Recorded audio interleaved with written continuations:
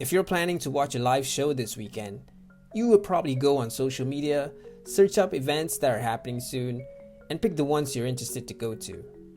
But in the 90s, this wasn't really that easy.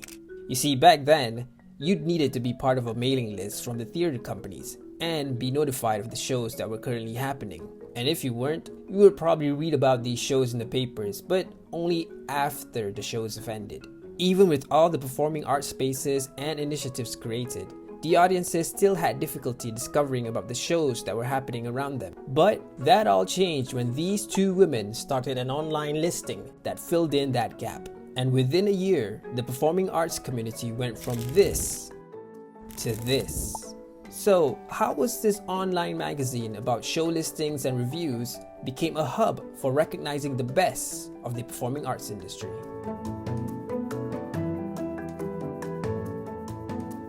KUPAS is a series where we take a deep dive into the Malaysian performing arts scene as part of the BOH Cameronian Arts Awards legacy. Towards the mid-90s into the late 1990s, there's this explosion of theatre, visual arts, of music, of film. It just felt to be such an exciting place. This is Rowland and Jenny Daneels, the co-founders of Kakiseni. KL, Klang Valley, in the 1990s was this moment of possibility. And the arts, I think it reflected that kind of new sense of pride in being Malaysian. Artists had a lot to say, and suddenly there was a little bit more opportunity, a bit more space, a bit more money, a bit more audience that would come for it. Throughout the 90s, the local arts community were actively staging and producing works. The establishment of the Actors Studio in 1989 became a turning point for the performing arts community, as multiple practitioners from theatre to music to dance were able to meet up in a physical space. However, there was no convenient way for the audiences to discover the shows as they were happening. The arts was growing and had grown, organically, but the infrastructure and the ecosystem around it hadn't caught up. And that's, I think, where we came in. Kathy and Jenny created Kakiseni in 2001 as an online listing. The goal was to connect the audiences to the shows that were happening in KL and Klang Valley that would otherwise go unnoticed. It felt very fragmented, so you needed to be on the mailing list for every single theatre and dance company to know what was going on. We felt we were really playing a role in alerting the audience of what was available.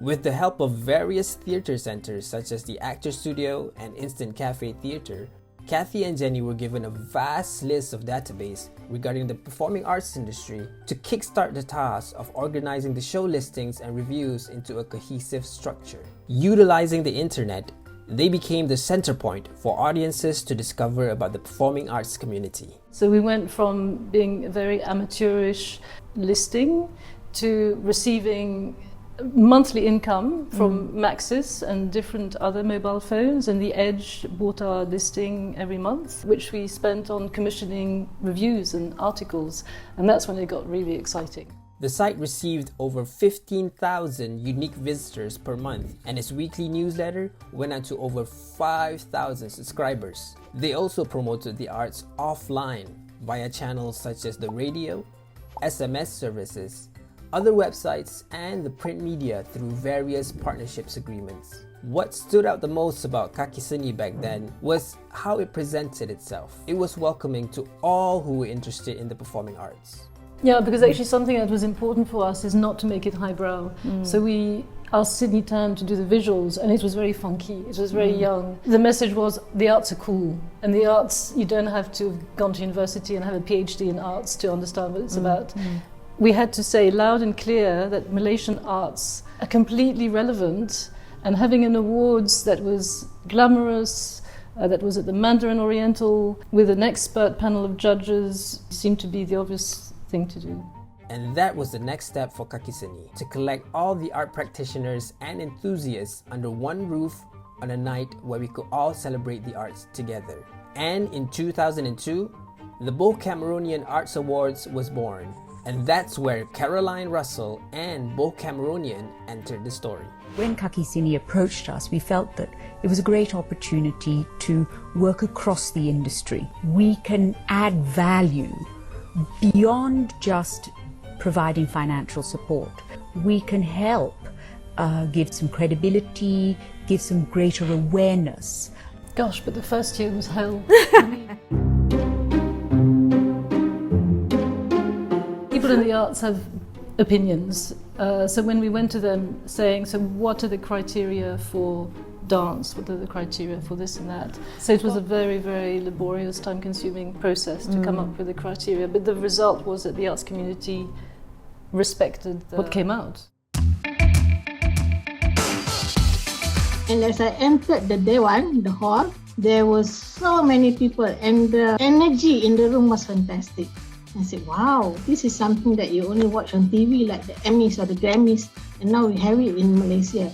And these people really deserve acknowledgement, and so we just had to nominate and award these people. So that's what the first Camis felt like. But the night wasn't just about the awards. It was, in a way, not to just appreciate the incredible works by our local talents, but to have them appreciate each other. And we would always say it's the one night of the year for the arts. It's a black night, you celebrate. It became a party. There was the awards, of course, but it was more the joy of meeting up with everyone. The highlight of the first BOH Cameronian Arts Awards was the recognition of Christian Jit's years of work as he received the Lifetime Achievement Award, which would later have an even bigger role in furthering the attention towards the performing arts industry. The next morning's newspaper in Berita Harian actually was a headline about the Cameronian Art Awards, and one of the winners, I think it was Christian Jit, who had won Lifetime Achievement Award. Yes. So that was significant. That was really, really significant for us. Those are articles that would never have been featured if not for the fact that they were interviewing these artists because they had been nominated. Since then, there have been 11 artists who have continued to receive this recognition. And for the first 8 Camis under the helm of Kathy and Jenny, it has given out 263 awards, handed out prizes valued at 353,100 ringgit to winners, and has generated print, TV and radio coverage valued in the millions. But hopefully it would have made the Malaysian arts accessible to a wider audience. The visibility that the media gave the Camis meant that the artists then became more visible. Because we spent a lot of time and effort using the Camis as a way to promote the nominees. It was really giving access to a lot more artists to start their career alongside the ones who were very established. The important thing was really to make it as accessible as possible and to help them raise themselves on the international stage. Camis gives us a connection into an industry that I think is crucially important, sometimes a little overlooked, and yet it plays such a crucial role, I think, in our culture. Because Camis is done by the industry themselves, judged by the industry. So the government looks at the Camis as giving indications on what more needs to be done in future, and sometimes that is reflected in the policy. With more than 1,000 submissions since it began, and with its recent 20th celebration, to this day, the BOH Cameronian Arts Awards continues to highlight the best of the performing arts industry. And as for Kathy and Jenny, they went on to co-found Arts Equator, the Southeast Asian arts and culture platform, dedicated to supporting and promoting arts criticism with a regional perspective in Southeast Asia, furthering the local arts reach on a regional scale. Both of us feel really strongly that the arts are absolutely critical. They're central. They don't make money, but that's completely besides the point. That is where a community defines who they are. That's where they process things, good things, bad things. Without the arts, you don't have a soul. So how can we serve the arts, the ecosystem? Kathy and Jenny's mission with Kakiseni wasn't just about creating a platform or hosting an award show. It was about uniting Malaysia's art scene into a vibrant, interconnected community. A community that continues to serve the arts. The question now is, after more than 20 years since Kakiseni began, has the gap between the audience and the performer been narrowed? Or is there a different gap that's filling our local shows with empty seats?